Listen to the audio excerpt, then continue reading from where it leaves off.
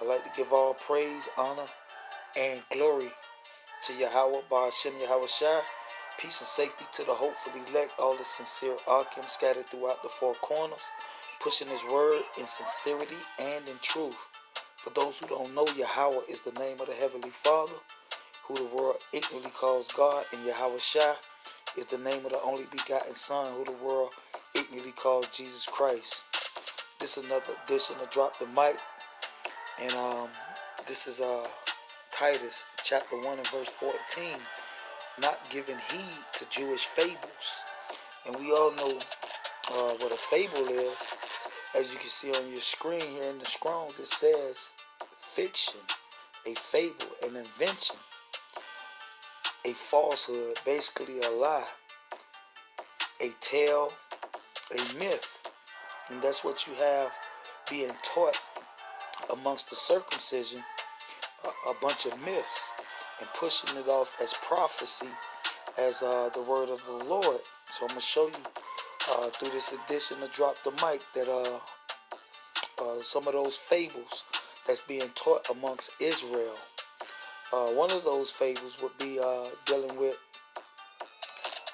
the mark of the beast. And the Jewish fable is that is referring to a RFID microchip. But that's not biblical. It's not supported in the scriptures. It's basically an invention. It was brought in by the will of man. And basically a devil, a so-called white man, an Edomite, Terry Cook. And you have guys that's pushing that as the Lord's word. And we know, according to the book of Proverbs, chapter 3, verse 31, we're commanded not to choose any of his ways. And that's including his philosophies. But you have guys believing in the globe theory, which is another Jewish fable, a myth, a lie. And it's not biblical. So what I want to do here is go into the book of Ezekiel. And the first fable that we're going to deal with is the globe theory. Alright, we all know when you look up the word NASA in the Hebrew, it says deceive. Alright, so NASA was set up by the so-called white man, the wicked, the devil. Alright, when you read the book of Revelation, chapter 12, who was set up to deceive the whole world. And through NASA, that's how he was able to deceive the whole world into believing the globe theory and in planets. And you have guys amongst the circumcision that's basically teaching this doctrines of devils, all right, these fables, these myths, and pushing it as the Lord's word.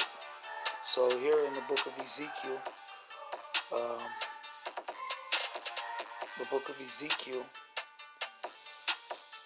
chapter 1 and verse 26. And it says, this is going into the vision that Ezekiel received from on high. So this is Ezekiel chapter 1 verse 26. And above the firmament that was over their heads was the likeness of a throne, as the appearance of sapphire stone. And upon the likeness of the throne was the likeness of the appearance of a man above upon it. And I saw as the color of amber, as the appearance of fire round about within it, and the appearance of his loins even upward, and from the appearance of his loins even downward, I saw as it was the appearance of fire, and it had brightness round about it. So this is the vision that the prophet Ezekiel received.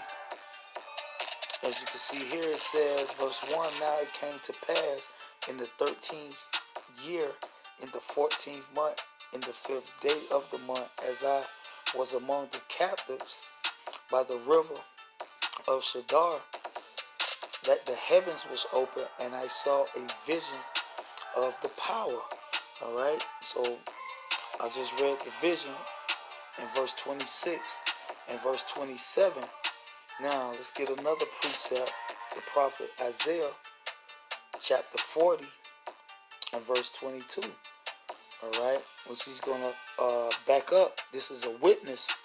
All right, we know we're commanded to let every word be established out of the mouth of two or three witnesses, meaning precept must be upon precept. So we saw the vision that the prophet Ezekiel received. Now let's read the prophet Isaiah chapter 40 verse 22, and it reads, "It is he that sitteth above upon Salakia, upon the circle of the earth, and the inhabitants thereof are as grasshoppers, that stretches out the heavens as a curtain, and spreadeth them out as a tent to dwell in." All right, so that's that firmament. When you go back to the book of Genesis, to the creation, chapter 1, and I believe chapter 6, it said, "And the power said, let there be a firmament in the midst of the waters, and let it divide the waters from the waters." Okay, so the firmament that's above was above their head in the book of Ezekiel.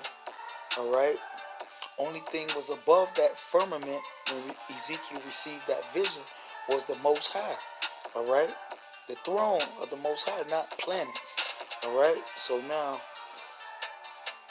let's jump down to verse 14, and this is going to back up what we just read in Isaiah 40 and 22, referring to that tent. All right, so it says, "And the power said, let there be lights in the firmament." All right, because everything that the Lord created, everything dwell in that tent. All right, and only thing above that tent, all right, is the Most High, Yahweh Shai, and the angels. All right, that will be that fire that Ezekiel saw around the throne. That will be those angels, man. Okay, so it says, "And the power said, let there be lights in the firmament of the heaven to divide the day from the night, and let them be for signs and for seasons, and for days and for years, and let them be for lights in the firmament." All right, remember Ezekiel was in the firmament. All right, and he got a vision. All right, and the doors of heaven was open, and he saw what was beyond the firmament, which was the throne of Yahweh. All right, Yahweh Shai, and the angels. That would be that fire that's around the throne.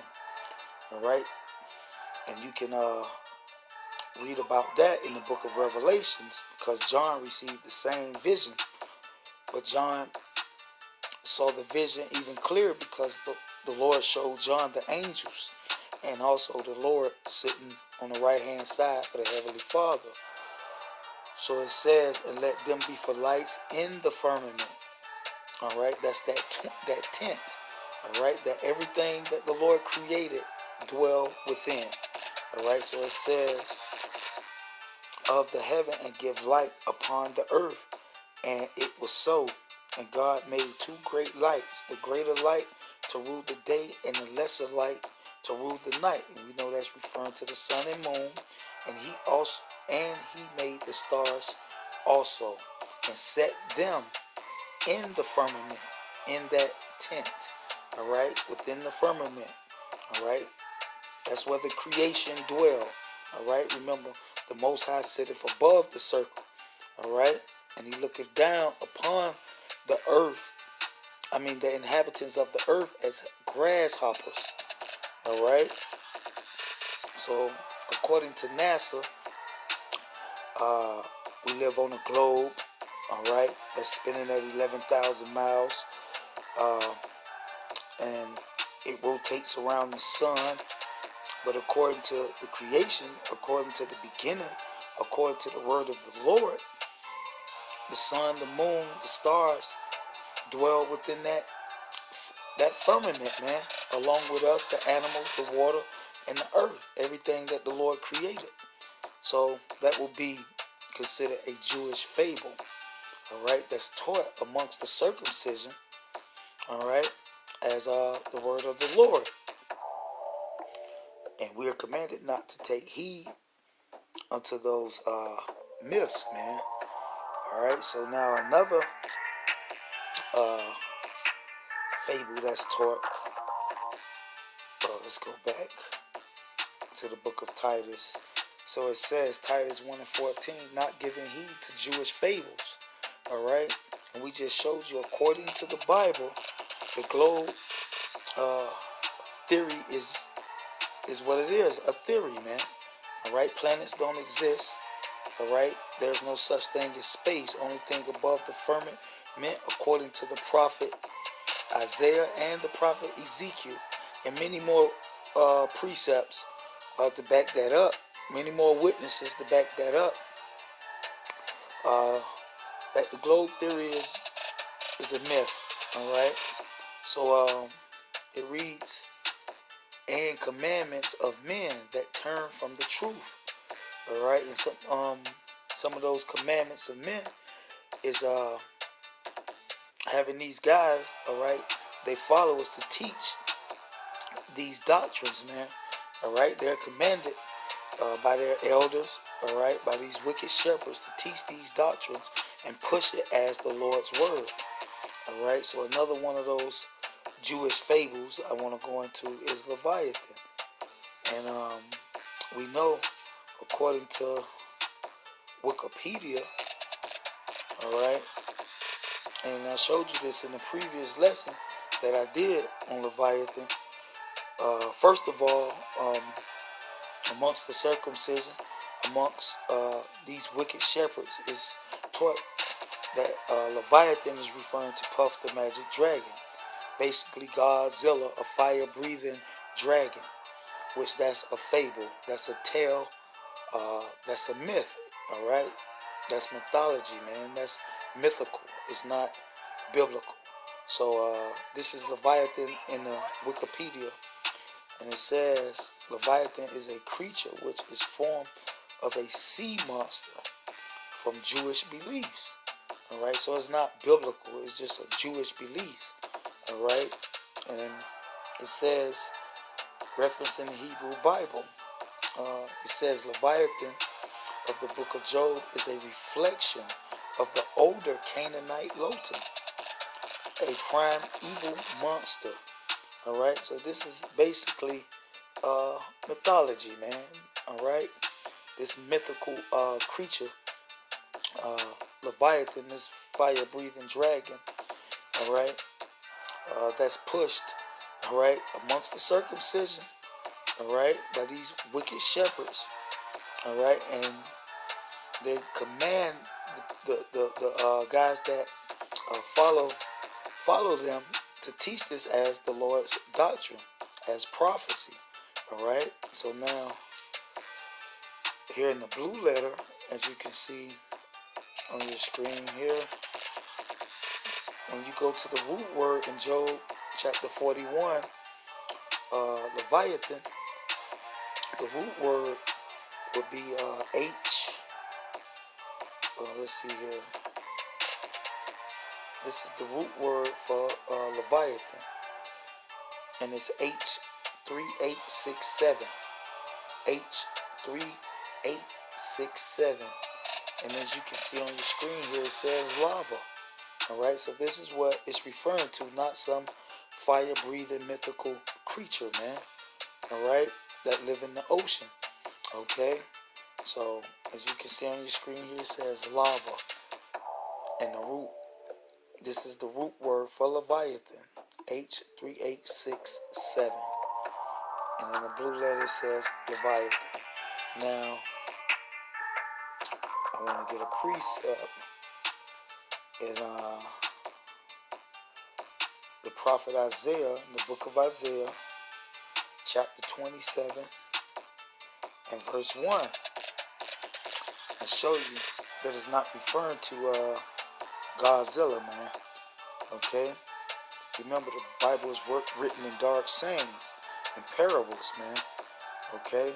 So it says, in that day, the Lord with his sore and great and strong sword shall punish.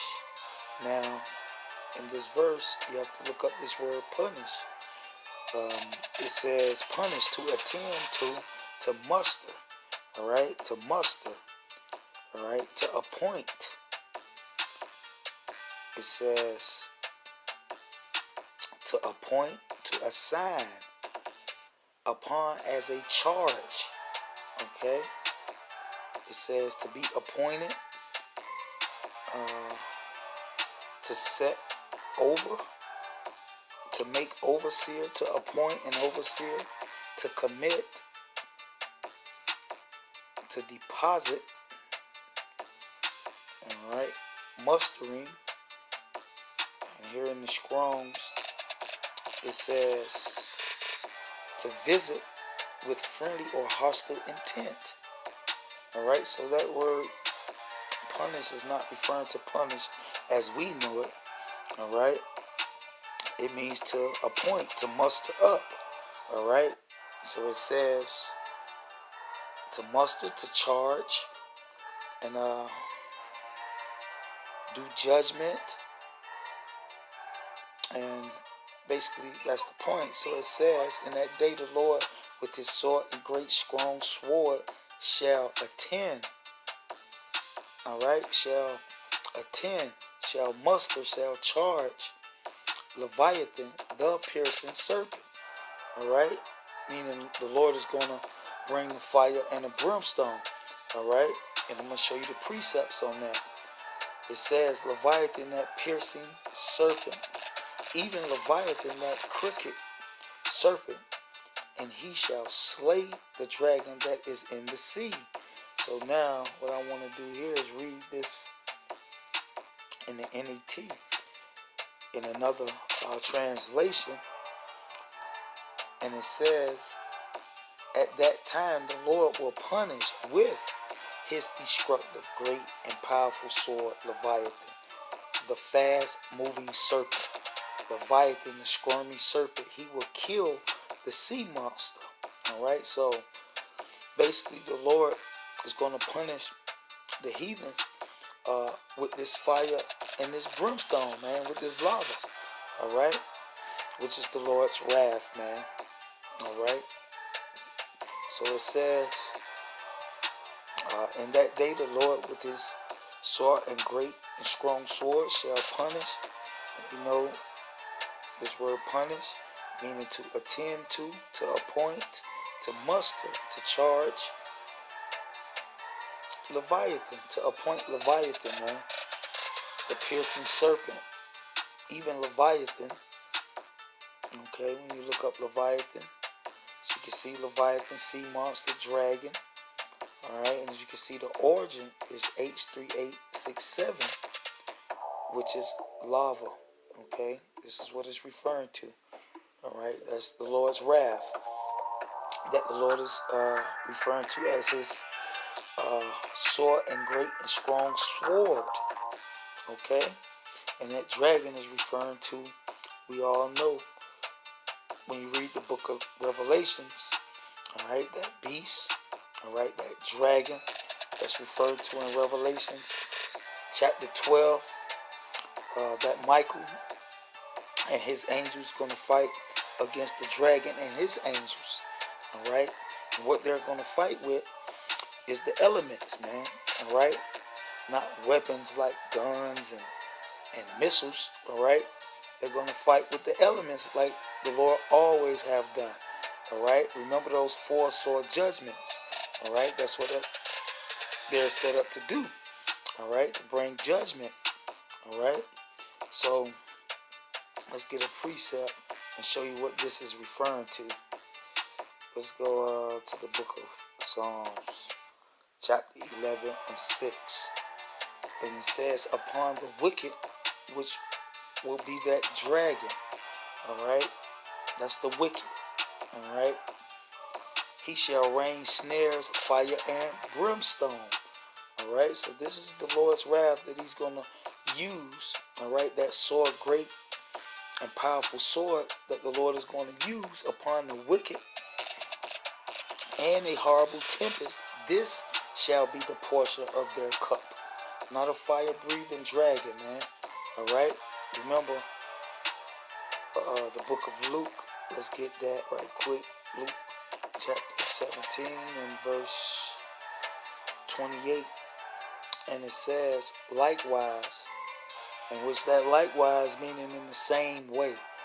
All right, let's look it up. Likewise meaning equally, in the same way. All right, so in the same way also as it was in the days of Lot, they did eat, they drank, they bought, they sold, they planted, they built. But the same day that Lot went out of Sodom, it rained fire and brimstone from heaven and destroyed them all.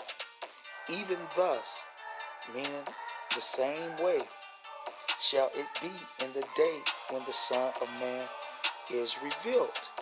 All right, so it's this Leviathan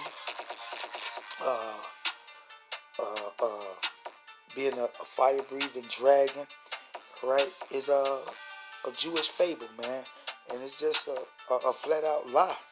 All right, the Lord is gonna bring his wrath like he always did, going back to the days of Sodom and Gomorrah, using that fire and that brimstone, all right, which includes the lava, all right, and that Leviathan, all right, that cricket serpent, meaning that torturous serpent, all right. So let's go back.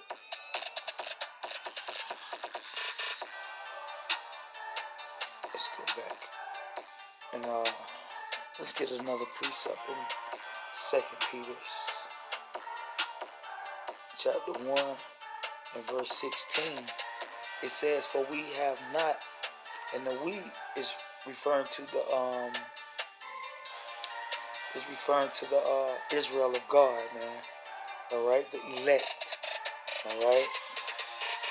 So it says, "For we have not followed cunning, devised fables." All right, because a lot of these doctrines is set up by the so-called white man to make Israel go off, and you have Negroes, all right, wicked shepherds, false prophets, all right, that the Lord didn't reveal his mysteries to, but they take it upon themselves, all right, to learn these doctrines from the so-called white man and push it off to the people as the Lord's word, man. All right, that's proof that Elder Tahar is a complete fraud, man. He's a complete fraud. Every prophecy that this guy teach, you can go and find it being taught by the so-called white man. This is where he get these wayward doctrines from, man. These wicked ass doctrines from. These Jewish fables, man. Basically, this is where he get it from. All right, the so-called white man. So it says, "For we have not followed cunning devised fables." All right, those myths. All right, I showed you that Leviathan is not referring to, all right, a dragon, man. So that sword and great and powerful sword is not referring to a fire-breathing dragon. All right, that's the brimstone, the fire and the brimstone that the Lord is going to rain upon the wicked. Okay, that's what it's referring to. So it says, "For we have not followed cunning devised fables," meaning lies, "when we made known unto you the power and the coming of our Lord Yahushua Mashiach, but we're eyewitnesses of his majesty." All right, so let me go into another one of those myths, all right, that's being taught amongst the circumcision, all right, by these wicked ass shepherds, all right, these zombies, all right, that follow these wicked shepherds. Okay, another one of these Jewish Fables, all right, from Terry Cook, which is an Edomite, which is pushed amongst the circumcision, this mark of the beast doctrine, in Revelations chapter 13 and verse 16. And it says, and he causeth all, both small and great, rich and poor, free and bond, to receive a mark, in their right hand or in their forehead. Now this right hand and this forehead is not referring to your literal right hand or your literal forehead. Alright? It's parabolic. Alright? The right hand is referring to the works of your hands. And your forehead is referring to your thoughts, man. Okay? So it says to receive a mark in their right hand or in their forehead. And when you look up this word mark, as you can see on your screen, it says charagma. And we did many videos going into this subject, alright, showing you that the mark is referring to money, alright? This money, man, the so-called white man currency. That's your mark, right? Not a RFID microchip. It's not biblical, alright? It's not biblical. Like I showed you, dealing with Leviathan, alright? Gave you the precepts, alright? We looked up the words, alright? And showed you what it was referring to, not through the so-called white man articles, history books, philosophies, alright? So that's basically choosing the ways of the wicked. So it says, this is the definition for the word mark. And as you can see on your screen, it says a stamp, alright? A stamp, an imprinted mark, an imprinted mark. It says the mark branded on horses. It says thing carved, sculpture, graven work of idolatrous image. Here in the Strong's it says sketch or etching. And we know to sketch or to etch is meaning to write. Alright? To subscribe. Alright? So it says that is stamp. Alright? Stamp. Graven mark. Alright? So this is the definition for the word mark. Now, let's get a precept. Let's get a precept. And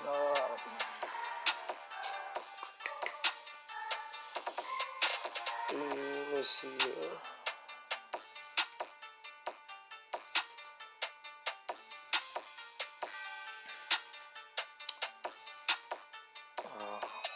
Well, I can't get it because I'm in airplane mode. But in 1 Maccabees, chapter 15 and verse 6, it talks about that stamp, and it's referring to that stamp as money. Okay, that stamp, that inscription on the money. That's what it's referring to, not a RFID microchip. Let's see here. As you can see on your screen, this is the U.S. Bureau of Engraving and Printing. Alright? And it says, as its primary function, the BEP, the Bureau of Engraving and Printing, the same words used referring to the mark. Alright? And we also have 1 Maccabees, chapter 15 and verse 6. Alright? So it says, as its primary function, the BEP prints billions of dollars, referred to as the Federal Reserve Note, each year for delivery to the Federal Reserve System. Alright? And this is the BEP, which is the Bureau of Engraving and Printing. Okay? So, when you go back to the book of Revelations and you look up this word mark, as you can see, a stamp, and you can read about that stamp in the Apocrypha, First Maccabees, chapter 15, verse 6. Also an imprinted mark. Alright, the Bureau of Engraving and Printing. Engraving and printing. It says thing carved. Alright, thing carved. A sketch or etching. A sketch or etching. Graving mark. Now I'm going to get a precept. Salakia. The book of Matthew, chapter 22, verse 19. And it says, show me the tribute money. And he brought unto him a penny. And he saith unto them, who is this image and superscription? So now I want to look up this superscription. And as you can see, it says an inscription title of an inscription on a coin. It says inscription, but when you look up the origin of that word, it says to write upon. Alright, sketching or etching, man. To write upon, to inscribe. Metaphorically, to write upon the mind. Alright, and that's that forehead. It says inscription. Write in, over thereon. Okay? So this is what it's referring to when it talks about the mark. Alright? Whatever they deem to be money with their inscription on it, whether it's silver, gold, copper, whatever they deem the beast, alright, deems to be money, and he put his stamp, his engraving image, his superscription, his image on, alright, that will be considered the mark of the beast, alright. And you have in this kingdom, in this current kingdom, people selling their soul for the money, man, and that will be your works of your hands. That will be considered your right hand or your forehead, man. Okay? Not a literal brain surgery and a microchip being inserted into your brain or into your hand, man. Alright? That's a Jewish fable, man. Alright? That's an invention that was brought in by the will of men. And the majority of those doctrines come from the so-called white man, who these guys claim that they hate so much. Alright? So, going back to the book of Titus. The book of Titus, chapter 1 and verse 14. And it says, not giving heed to Jewish fables. Alright? So you don't even supposed to give heed to that madness, man. That globe theory, that Leviathan. Alright? That missile doctrine. Okay? You know, this 12 tribes chart. Alright? Which that was brought in by the will of man. That's another invention that was brought in by Arya. Another one of those wicked shepherds, man. Okay? So it says, giving heed to Jewish fables and commandments of men. And basically these zombies are commanded to take this 12 tribes chart, which is a private interpretation of Ezekiel chapter 37. Ezekiel chapter 37, which is referring to the elect. It's parabolic, referring to the elect. But like I said, these zombies are commanded to push this as a prophecy, man. Alright? So let me get it right quick for you. This is another one of those fables, man. Alright?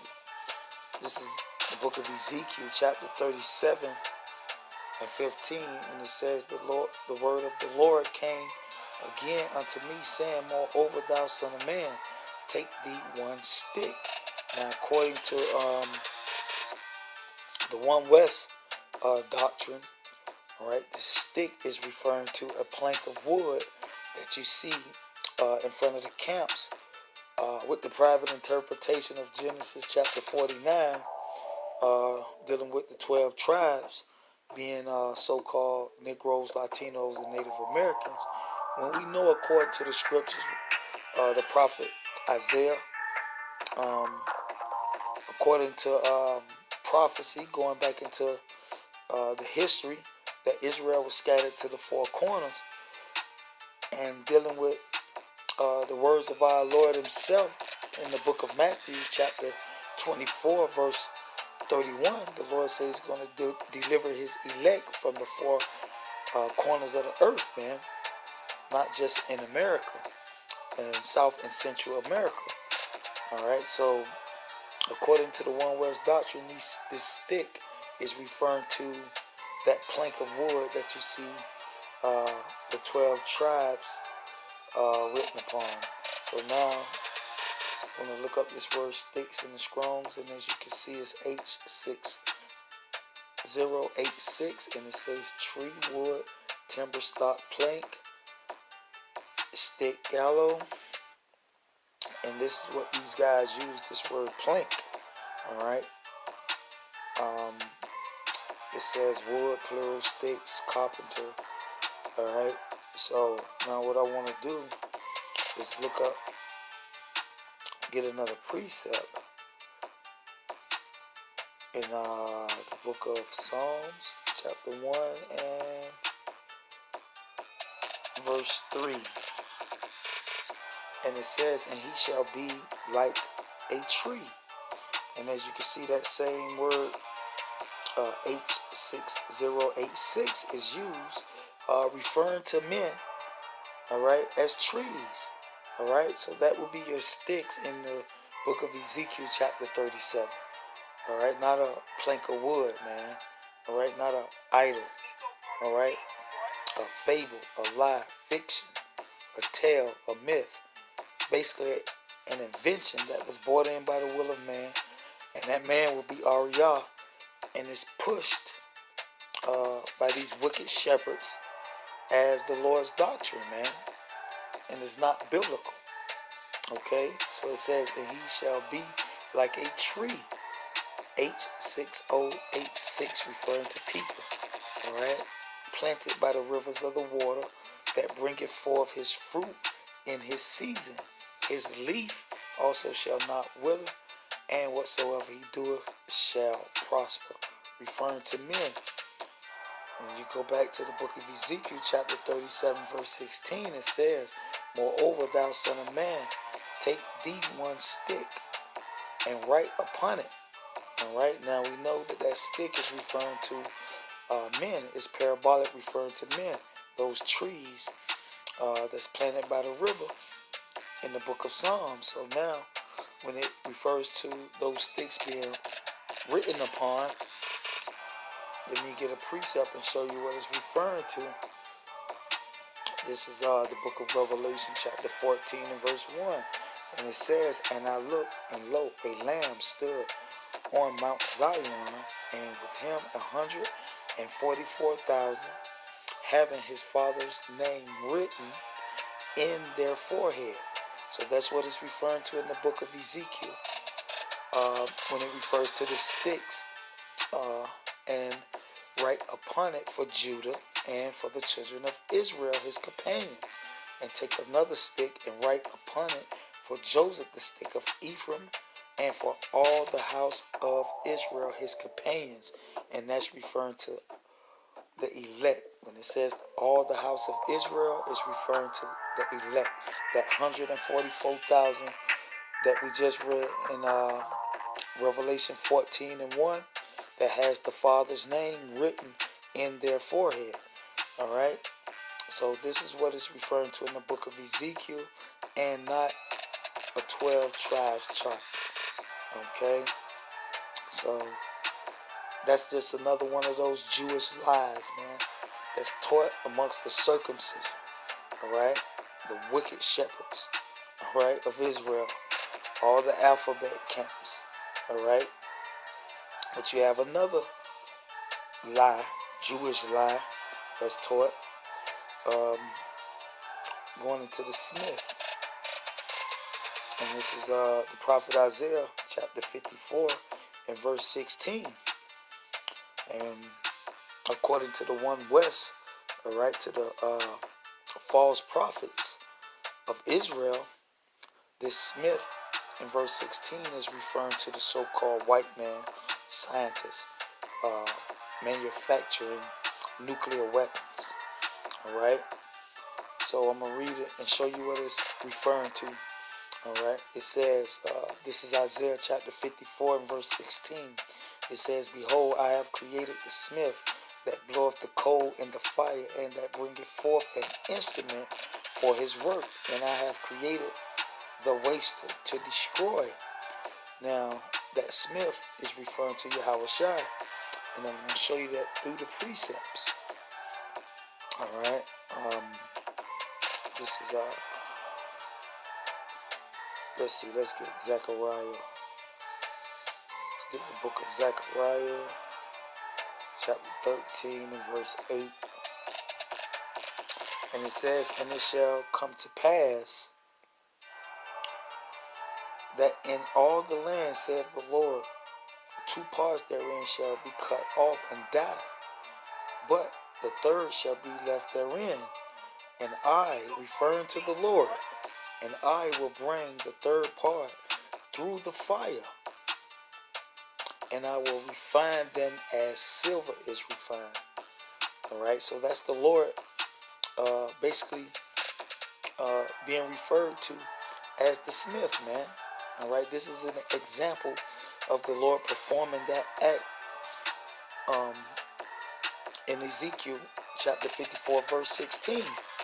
All right, this is the example of the Lord bringing Israel, the third part, through the fire, "and I will refine them as silver is refined, and will try them as gold is tried. They shall call on my name, and I will hear them," referring to the elect, the house of Israel. "I will say, it is my people, and they shall say, the Lord is my power." So now let's get another example of the Lord being the smith. This is the book of Malachi. The book of Malachi, chapter 3, verse 2. And it says, "But who may abide the day of his coming?" Referring to Yahweh Shai. "And who shall stand when he appear? For he is like a refiner's fire, and like fuller's soap. And he shall sit as a refiner and purifier," as a smith, man. Okay? The Lord himself. This is an example of the Lord himself being referred to as the smith, man. Not the so-called white man. All right? So it says, "And he shall purify the son of Levi, and purge them as gold and silver." Just like we read in the book of Zechariah, man. Okay? So this is what it's referring to in the book of Isaiah when it refers to the smith. All right? And we know that instrument that the Lord is going to bring forth is referring to the elect, the 144,000. All right? And you read the book of Isaiah chapter 41 and verse, let's see here, chapter 41 and verse 15. It says, "Behold, I, the smith, the refiner, the purifier, the Lord, Yahweh Shai, will make thee a new sharp thrashing instrument having teeth." All right? "Thou shalt thrash the mountains," and the mountains is referring to the other governments of the heathens. All right? "And beat them small, and shall make the hills as chaff." All right? So the elect will be that instrument. Okay? So that's just more of those Jewish fables, man. All right, that